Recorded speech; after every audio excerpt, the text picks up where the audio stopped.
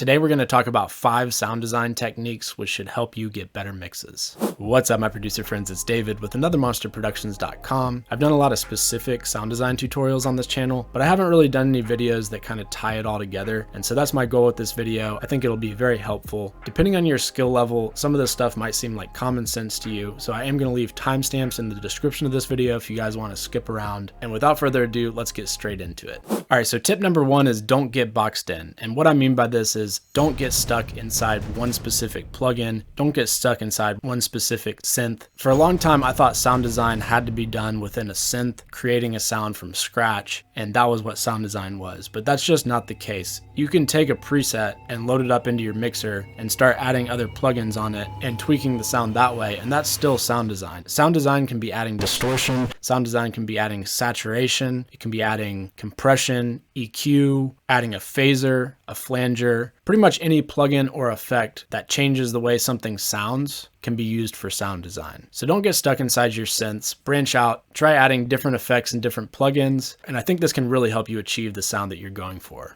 All right, so let me show you an example of what I'm talking about here. Over the past week or so, I've been working on this sort of hybrid trap track. It's got some D&B vibes, it's got some trap vibes, it's got some dubstep vibes. So I've got a pretty heavy bass preset here, which is just a cymatics bass preset patch, which I then experimented with some wave shapes, messed around with the LFO a little bit, and then brought it into my mixer track. And then over the course of while I was producing this track, I added some EQ, I added some reverb, I added some more EQ, I added some OTT, which is saturation and compression. I added a filter, I added some delay, and I added a multiband compressor. All right, so technique number 2 is layering. Before you skip ahead, I am going to be sharing with you a pretty cool technique that has to do with layering, so you may want to stick around for that. But layering is a very simple and common technique when it comes to sound design because it's a very easy way to achieve a much fuller, better, bigger sound or just different sound. It can be done with drum samples, it can be done with synths, it can be done with pretty much anything you want to layer on top of each other. And you don't have to layer just 2 things. I mean, you can layer all sorts of things. Now, the problem with layering is, of course, you want to make sure that you're not layering a bunch of sounds that have pretty much the same frequencies just piling up on top of each other, because that's a very easy way to get a muddy mix or just a very jumbled, unorganized, like bad sounding mix. One way we can get around this is with EQ. Another would just simply be to choose different samples or different synths that have different textures, timbres, or frequencies associated with them. Okay, so for this particular track, I actually ended up using a lot of layering, but the example that I want to share with you is this section right here. It's the part right after the drop. I created this simple little melody with this bell sound, but then I wanted to layer this other, I guess, kind of bellish sound on top of it. And the technique that I used, which you can use on a lot of different instruments, pretty much anything that is in the higher frequency spectrums. I wouldn't recommend doing this technique on any kick or like sub or bass frequencies. You want to generally keep those frequencies down there pretty centered or in mono as much as possible. But basically what I'm doing here is I'm taking this first bell sample and I'm leaving it pretty centered, but then this layered bell sample that I'm sort of layering on top of it, I'm making it very wide. It's really filling up the stereo image of this track. It's making the bells sound a lot wider and a lot bigger than they actually are. All right, so technique number 3 is saturation and distortion. I've talked about this before on this channel, but basically what saturation is just a subtle form of distortion. And what distortion and saturation are doing is just adding extra harmonics onto whatever we're adding that saturation or distortion onto. So this can be a really great technique for sound design, for beefing up sounds, or just straight up mangling them if we're adding a lot of distortion. It can be sort of a different approach to layering, but also if you're producing a type of music where loudness is the goal, this is sort of a very key element in achieving that. And the reason for that is when you're adding these extra harmonics, we're actually increasing the perceived loudness of something. So I can have a specific sound which is peaking at a certain dB level, and then I can have another sound which is peaking at the exact same dB level, which just sounds a lot louder. And saturation and distortion are one of the ways to get that. All right, so in this particular track, I did use quite a bit of distortion and saturation on some things, including the vocal sample, which I recorded. But the thing that I want to show you is this trap snare sound, which on this project, I actually was experimenting with a bunch of different snare sounds. So I had a different snare at first, which had some compression and distortion on it. But I ended up linking this other snare sound to it, which I believe I probably changed the compression and the distortion settings a little bit to kind of go with it. But basically, the original snare sample sounded kind of something like this. And then after adding compression and distortion to it, it sounded more like this.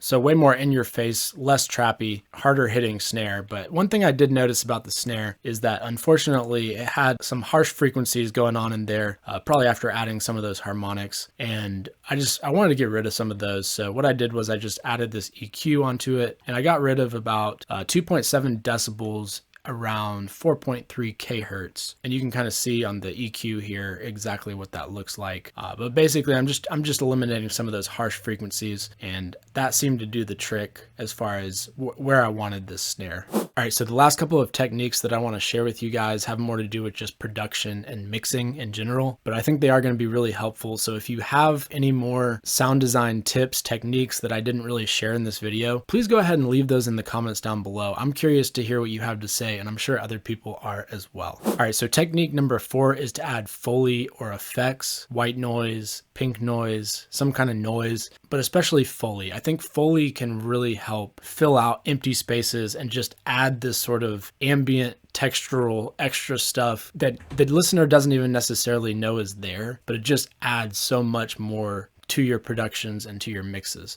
So I actually use tons of foley in this particular track that we're looking at here. And the example that I want to show you is in the build up section. So if we go to this section here, we have all of this foley, which I've added to make this track more interesting. We have our white noise effect right here. We have sort of like foley, extra effects stuff, reverb hit. Let's take a listen.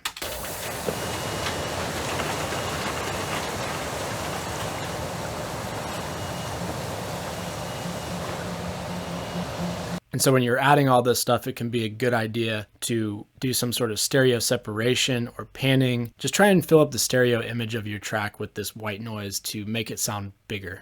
All right, so technique number 5 is automation. And this is just a great sound design technique, production technique, and overall mixing technique that is really going to bring your productions to the next level. If for some reason you're not automating right now, I would argue, the sort of step that separates an amateur sounding production or mix to a professional one. And automation can be used as simply as just literally automating the volume of something in order to make it sound more balanced in the mix, all the way up to like automating literally any effect, any parameter within a synth. We can get as complex as we want with automation. And automation is kind of the last step that can really make your productions sound interesting all the way through, because you can have the same chord progression or the same pattern, but if it's moving in some sort of way with automation, whether it be like we're using a filter to filter the synth in, or something along those lines, like there are just so many different ways to make a track more interesting with automation. So as you can see in this particular track, I have tons of automation going on.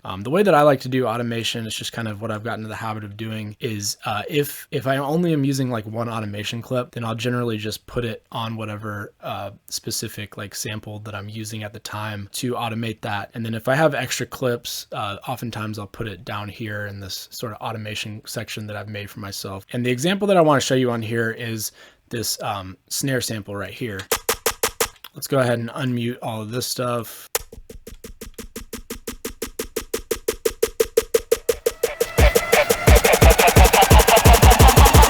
Pump up the bass, we're gonna fuck up the place.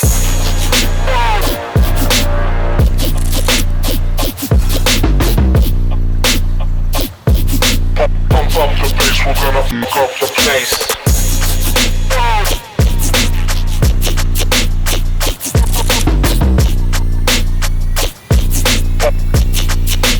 Pump up the bass,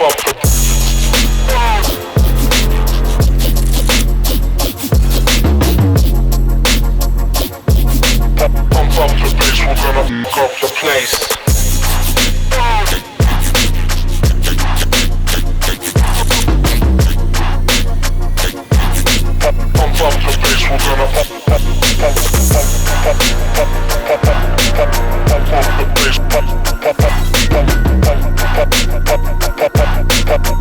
up the bass, pump up the bass, pump up the bass, pump up the bass.